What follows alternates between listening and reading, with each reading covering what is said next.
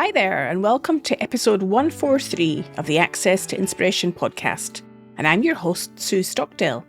I'm delighted today to take us into the world of conservation. What if saving the planet could be joyful, creative, and inspiring? Well, in this episode, I meet Astrid Vargas, a trailblazing conservationist, whose work has brought species like the Iberian lynx back from the brink of extinction and transformed degraded landscapes into thriving ecosystems. Astrid shares her incredible story from being captivated by nature as a child to implementing the transformative 4 returns model to restore biodiversity and community spirit in Spain. So whether you're passionate about nature or simply looking for inspiration to make a difference, I'm sure you'll enjoy this episode. And it was exciting for me to meet her face to face at her home alongside the River Thames. I'm sitting here in the wonderful space where Astrid Vargas lives, looking out into the River Thames, and I'm really looking forward to this conversation. Welcome, Astrid. Thank you so much. Thank you for coming over and for sharing your time with me. Thank you. Well, I'm sure we're going to have a great conversation because we've got some inspiration looking out the window here. And inspiration is a key part of what you do in your work. So where did your story start, Astrid? If I move back in time, the first things I can remember is when I was around 6 years old, that my cousin gave me a book called The Wonders of the Jungle. And there were all sorts of wild animals, and there was this jaguar crossing the Amazon. And I was fascinated by that image. And I think that was the very beginning of I would love to work with wild nature. Of course, as a child, I would love dogs and cats and bring stray animals home. And my mom was very open about letting me keep them in my room. So I always had a love for animals and nature. But for wild nature, I can trace it back to when I was 6. And then as a teenager, of course, Attenborough, the documentaries, Life on Earth, The Living Planet. I would stop anything I was doing to make sure I was there to see those documentaries. I was totally taken and fascinated, and still am.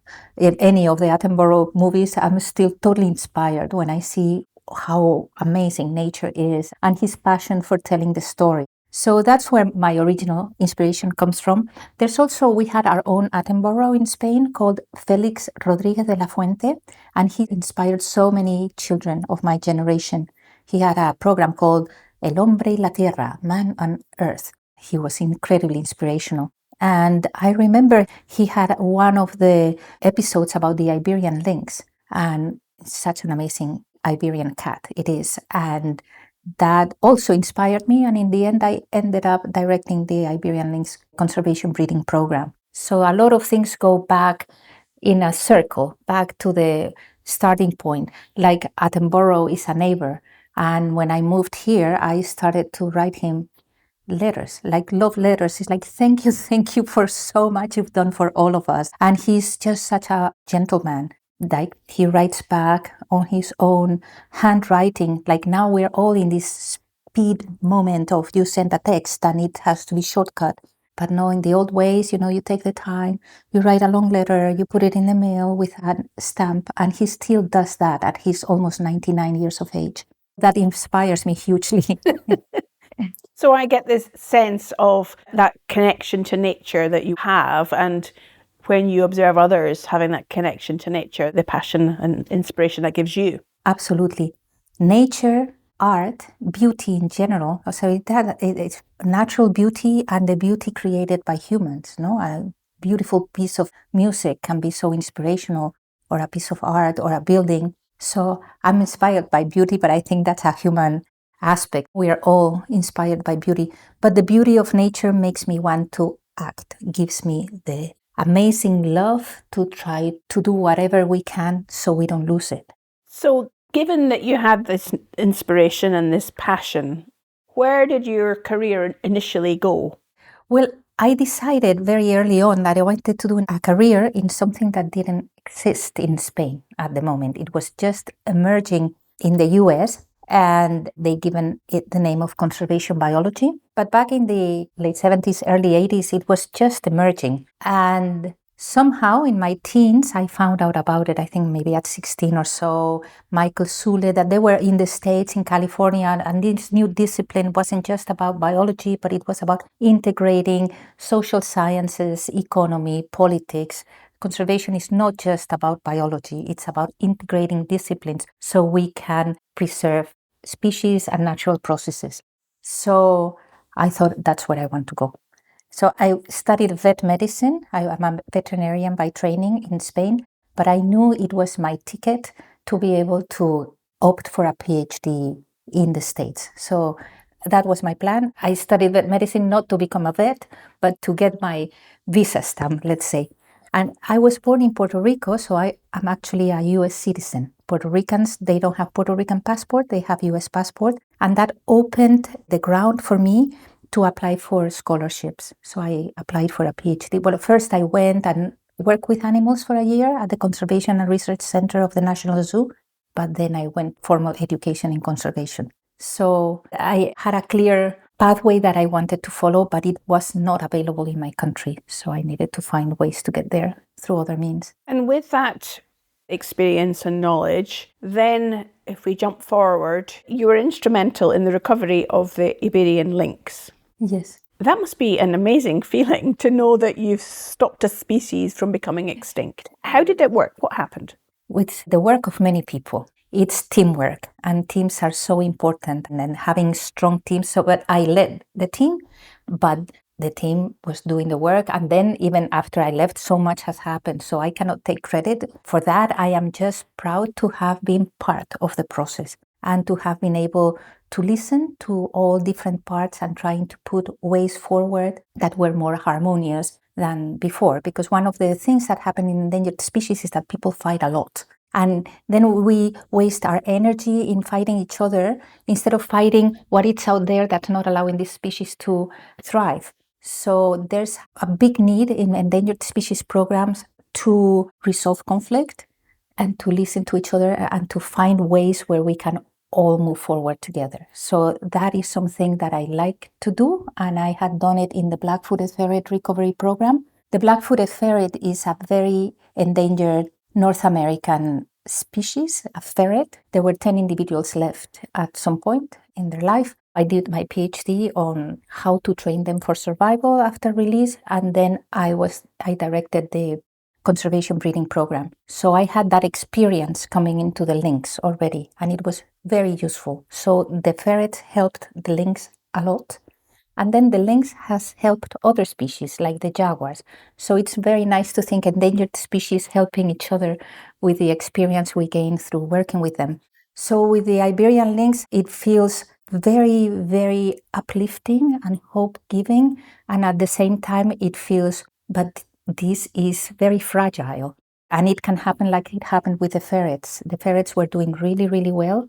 And then drought has hit the States so badly that the main prey, the prairie dogs, are really, really in dire straits, which makes everything that eats prairie dogs be in bad shape too. And the ferrets are completely dependent on prairie dogs. So the black-footed ferret went up, up, up in numbers. We were releasing them in many places, and suddenly they crashed quite a lot. So we came from more than 1,000 in the wild to about 300.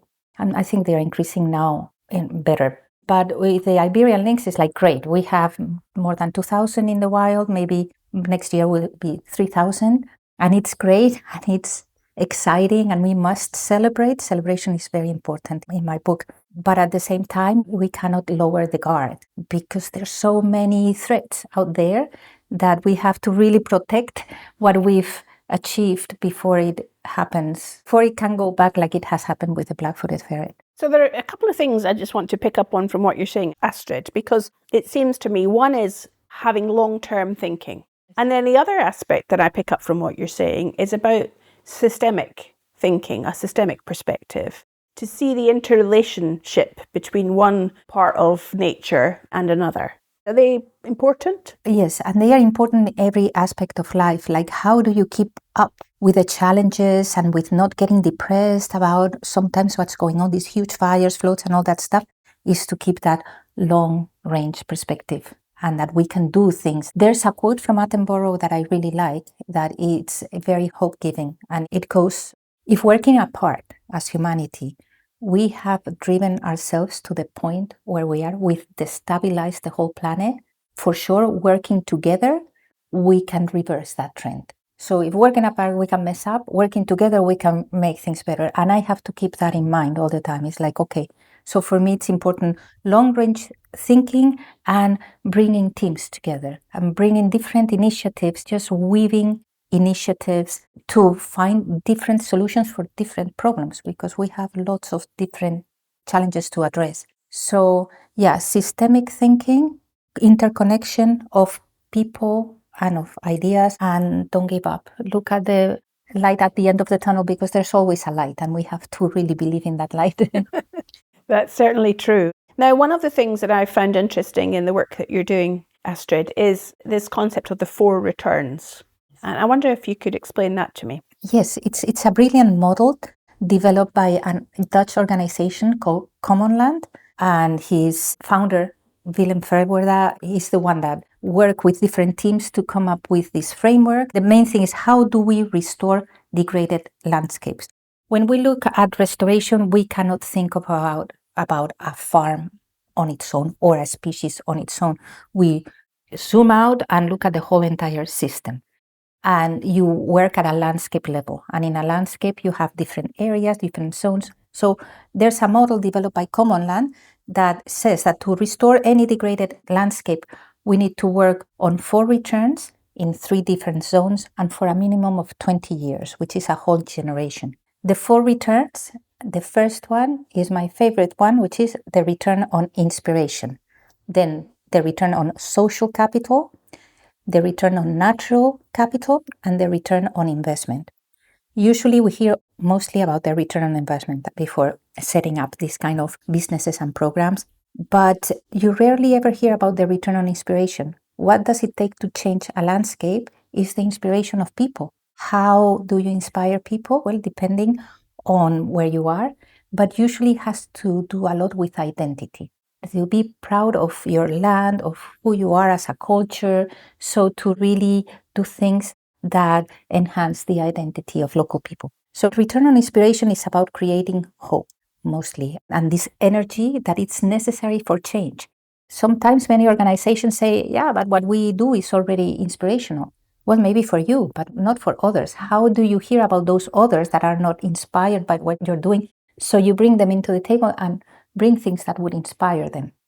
So return on inspiration is about hope. The return on social capital, so you imagine you're in a landscape, there's lots of communities, is how to create jobs and how to bring capacity to the system, how to train people to do different things. The third return is natural capital. We just saw the social. And the natural capital, it has 3 parts. First, restoring soils that are really degraded in these landscapes. Second, harvesting water, because we work on very dry areas that are becoming more desertified. And then recovering biodiversity. And that's what I really love, the part of like, okay, we are losing life at an unprecedented rate. And, we didn't have a meteorite falling or anything. It's our own activity that's causing the demise of so many species. And we think, so what? Who cares? So they go and they go. Yeah, but everything is interconnected and we don't know which threads we are breaking. And we have to be mindful, because in the long run, life on Earth will continue. Because it's been going through incredible amounts of periods and it's always come back. But maybe we're making this inhabitable for humans. So we need to be careful about how we are destroying other species that may be so important for clean air, clean water, our own digestion, like many bacteria, all that. So return on natural capital is soil, water, and biodiversity. And the fourth return on investment, is about creating businesses that are kind with nature.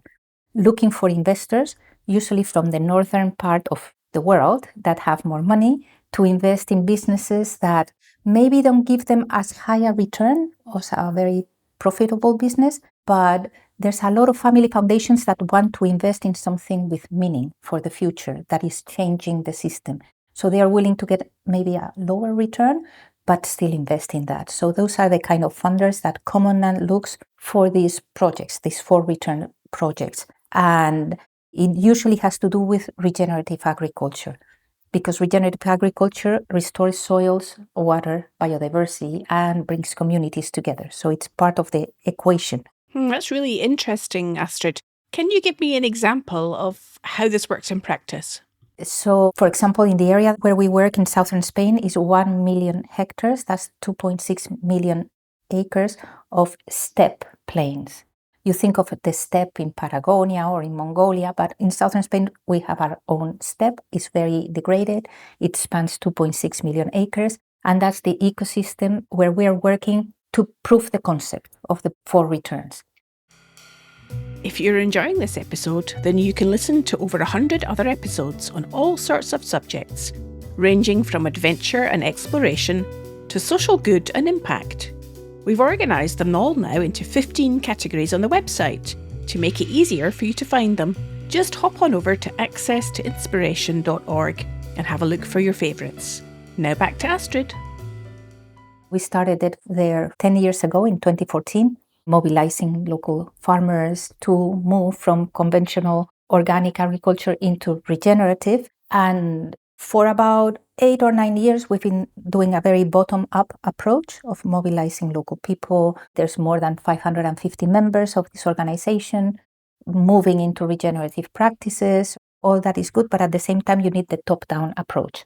So we have had the bottom-up grassroots, and about 2 years ago, we started with mobilizing the local governments to sign a manifesto for a regenerative territory. And this has to be done in a way that no matter what government is in charge, this manifesto has been approved in what they call Pleno del Ayuntamiento. So it's the mayor's plane where all the political parties have to agree. And once you have the signature of all political parties, you have support for this manifesto. And once you have a number of municipalities signing, we have, I think it's 78 municipalities there, some thereabout. Once you have a number of 20-something, I don't know the exact number, then you can go to central government and try to influence policy. So one thing is, okay, we can do this all at a grassroots level, but we need to change policies that are really destructive of the system, destructive of nature, and some of them we don't even know. For example, all these pesticides that we use in agriculture, we don't need so much of that, and there's many other methods.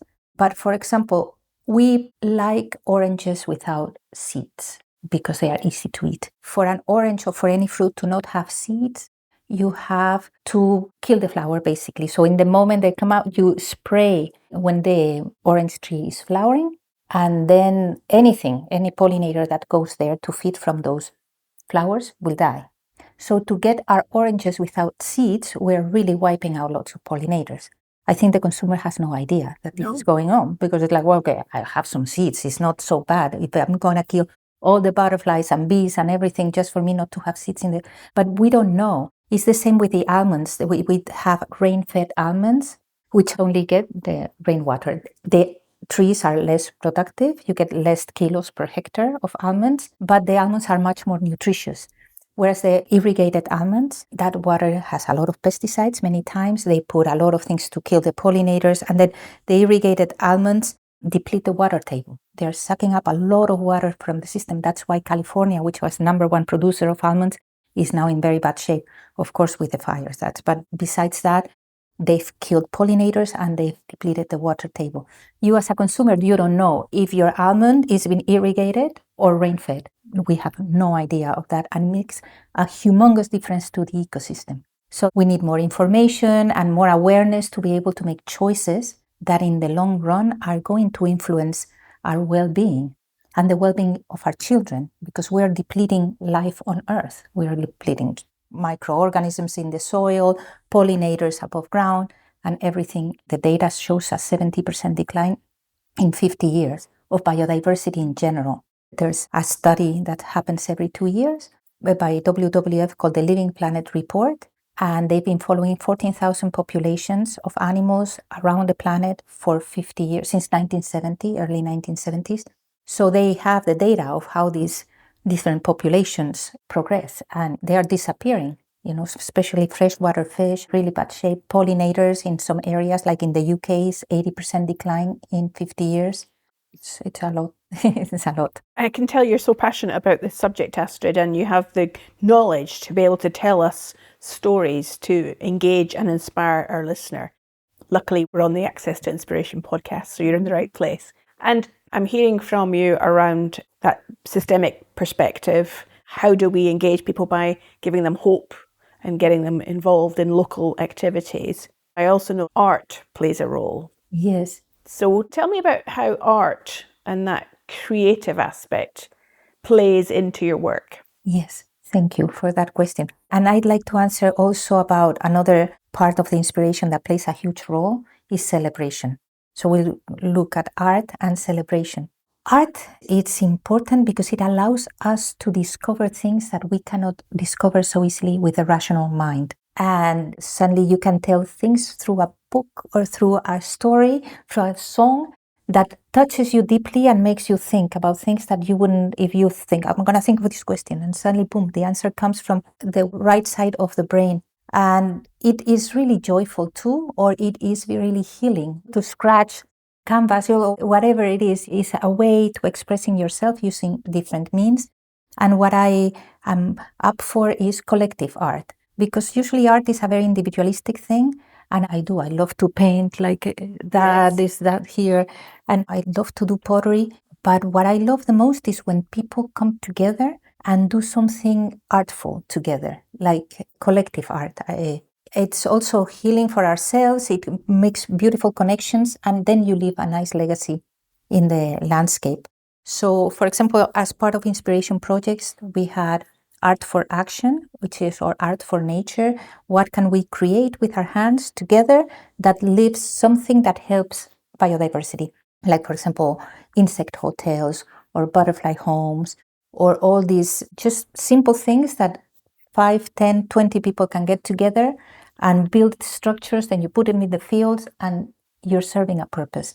Or what we are doing with the book, I wrote this book called On a Butterfly's Wing, Lessons from Nature on Embracing Change. It's the autobiography of a butterfly that lost a wing when she fell into my mom's plate of soup, but then she lived a whole life as a butterfly and ended up getting a boyfriend and laying eggs and everything with only one wing, which is an amazing thing for a butterfly because they need to fly to attract each other and all that. So with the proceeds of that book, we bring the community together for an art project, which is creating a huge butterfly for the butterflies. And this means to use aromatic plants to build a hedge in the shape of a butterfly with rosemary or lavender, santolina, the different aromatic plants that are good for butterflies and pollinators. So you end up with the shape of a butterfly with different colors that change colors throughout the seasons. And also you want to put plants that will flower in the winter, so pollinators get some food in the winter too. But at the same time, between all of us, we are planting a sculpture that stays there and that restores soils, it fixes soils, it can harvest water because it's more spongy, the soil, and it helps biodiversity, it feeds the pollinators. When we do this, we also have vision of grandparents and grandchildren coming to this together. Because in the future, when this sculpture is just big and full of flowers and full of butterflies feeding on those flowers, a kid can say, I planted that with my grandma. You know, it attaches you emotionally. Yeah. And about inspiration has a lot to do with your own identity. It's a way to root your identity. So for the butterflies, we want to make the biggest land art project in the world in 1 million hectares, 2.6 million acres. Plant as many of these butterflies as possible in schools, municipalities, in festivals with young people. And then if you do this at a huge scale, you're actually providing a lot of food for pollinators too. What a brilliant idea. How did that idea get generated then? Well, it was when I finished the book in Spanish. I was at a friend's house and it just came to me. I don't know. It's just like, wow, we could do this. You know, in the area of Albelal, there is a cave full of prehistoric cave paintings. And we represented one of those cave paintings in a 3D with aromatic plants covering 3 hectares. So almost 7 acres. That's quite the size. It's huge, yeah. And that idea I had one day just looking from the top of a mountain and thinking of the Nazca lines And then I thought, what if we do like the Nazca lines, but with aromatic plants? So we feed animals with the pollinators. And we got the funding, we did it. And the next step, it was after the book, is like, I could donate all the book money to buy aromatic plants and then bring the community together and do this inspirational activity together that leaves a legacy, that brings people together, that connects grandchildren with grandparents, and hopefully that will get full of butterflies and pollinators at some point. So it's a brilliant idea, and maybe some of our listeners are thinking as they're listening to you speak, Astrid, wow, I've got ideas of things that I could do in my local area or that we could do. And then they never get from the idea to the implementation. So that's a step that often scuppers many projects. How do you overcome that? I talk to people that know much more than me. So it's like, okay, who knows a lot about butterflies? Who knows a lot about aromatic plants? And then start, you think this is feasible and it's possible? Yeah. If the experts say, yes, we can do this, then it's a matter of start tapping people that would be interested in funding something like that. When in my case, it was with my book, so it was very easy. I just wanted to put the money into something that would bring the community together to make habitat for biodiversity. But how you overcome that, I think once you have the idea, you need to know what do you need to make that idea a possibility and start talking to the people that know about it and get people excited, and then you go along together. The two things I'm picking up, Astrid, is about the collective element again. It's not a journey necessarily just to do on your own, but to bring other people together. And the power of storytelling, that creating a compelling story that is engaging, inspiring to an investor, to a community, is also a key part of taking things forward, turning that inspiration into action. Absolutely. Storytelling is how we evolved. We evolved around a campfire, telling stories from our grandparents to their grandchildren and so on. And now, okay, we have TV, which is storytelling, and of course, books and all that stuff. But that element of coming together as a community to talk about a situation, and suddenly you can understand things that you wouldn't understand or could not probably digest or integrate if it was like so clear. This is the situation that we're facing. But if it's another island and there's a whole story there, then we can understand things about our community and ourselves in a much more comprehensive and holistic way. So if you were going back in young Astrid, if you think back to yourself as a youngster, what advice would you give to that young person, knowing now what you know about what it takes to be in the world of conservation and protect nature? Well, young Astrid had a much more hopeful future than a young Astrid now. It's a very different era. When I was young, you had the world. We say in Spanish, I'm going to eat the world. And now if you're young, the world is kind of eating you. It's changed completely. So that's why I love to work with young people. It's a very challenging situation for all of us, but especially for them, because their thinking is different than ours. So my advice of that Astrid back then, let's say that we put her nowadays in 2025, I would say just love what you do and do it from the bottom of your heart. Just pour your love into what you're doing and connect with people and just believe. Don't give up. Just believe that this is possible. If we can coordinate our efforts together and everyone can work from their guts, from their passion, from their very heart, I think, of course, we can do amazing stuff together. So my advice would be work from your very heart and believe that you can connect with people that make you sing too, and just believe in that light at the end of the tunnel, because it's there if we work together. And such an important point.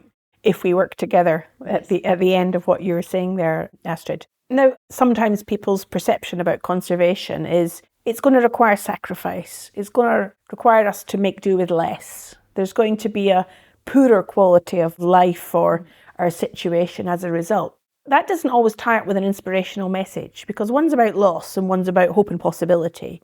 So how do you respond to people who might come from that perspective of, this is too hard, I'm going to lose things, life's going to be more difficult for me, so I'm not going to go and engage in conservation? Yes, and this is, I think, one of our problems as environmentalists. We've just really taken the doom and gloom approach, and that has turned off a lot of people, which is a bummer. So the idea is that, okay, we can turn this around and we can have fun in the process. And it's not about having fun all day long, although that's good if you can.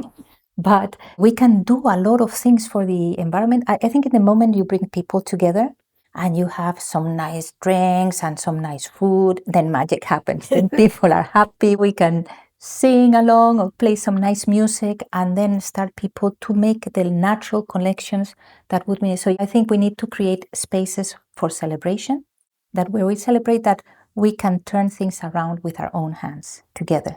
So that very celebration is like, hey, you guys, we have challenges and we are seeing the major floods, all this stuff that's happening, and some of it is very scary and it's way beyond our control, but there's tons of things that we can control, and scientists tell us we're still on time. So we hold on to that. We're on time and we can have fun. How are we going to do this? Enjoying it. But I think that's a way forward, that we need to change our narrative, saying, okay, yeah, we have messed up, we have big challenges, and we can turn this around. But for that, we have to work together and create these spaces for celebration, not being so serious all the time in this kind of meeting, so serious, and then hours on Zoom and this stuff. It's like, no, let's just have a party. I love what you're saying there. I think we need to put joy in the front of our compass a little bit. We can come together, have a party and restore, like we do in the Regeneration Festival. This is a festival that we did in one of the farms in the Alvear territory, and there were 3 days to restore a landscape, and we planted lots of trees, restore a mountain area, a river area, and a crop area.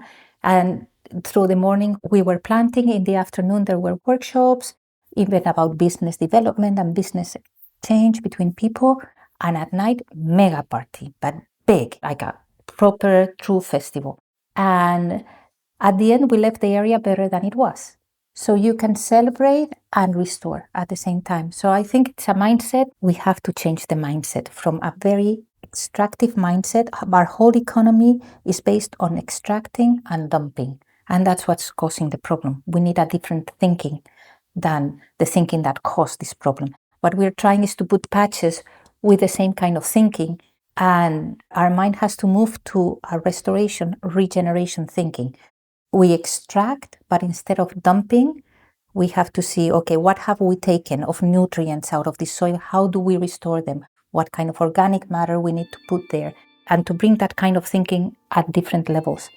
And one of the fuels to do that has to do with inspiration and has to do with the joy of doing this. It's like, wow, we can change things around and have fun in the process. What a lovely way to bring our conversation to a close, Astrid, to think about creating that joy and using inspiration as a way of regeneration and regenerating people's energy into conservation and preserving nature. Finally, if people want to find out more about you and the work that you do and your book as well, how might they be able to do that? I can give you some links. I have a website. It's called Inspiration for Action, and it talks about biodiversity, landscape restoration, art for action, and community engagement. And then the book, I love the fact that it's the autobiography of a butterfly, but it's a very scientific book, but told in a very fun way. And it is a way of communicating a very difficult problem. Pollinators are becoming extinct, but giving you solutions to do things about it. So we have a website that is about the book and about solutions, and we have an Instagram page about the book. It's on a Butterfly's Wing book. And there we also provide what kind of plants can you plant to attract butterflies or to feed the caterpillars, and different solutions told in a fun way. Wonderful. Listener, I recommend you go over and look in those websites and Instagram and find out what action you can take to do a little bit of regeneration of nature in whatever part of the world that you're in. It's been a lovely conversation with you, Astrid. I very much enjoyed it. I can feel your energy and your passion as you're speaking to me here, and I hope that you'll continue on with the successes that you've had to date. Thank you, Sue. Thank you for thinking of me. I hope you enjoyed what Astrid had to say, and it certainly gave me a different perspective on conservation and how it ties up with inspiration. You also know that this podcast was free to listen to, but it's not free to make. So if you'd like to show your appreciation, then take a moment to click on the Buy Me a Coffee link on the show notes to leave a small donation. and we can enjoy a cup of coffee when producing the next episode. Your support really encourages us to continue producing quality audio content for our listeners. Next time, my guest will be J. Sri Seth, who was appointed 3M's first ever Chief Science Advocate to communicate the importance and benefits of science in everyday life. I hope you can join me then.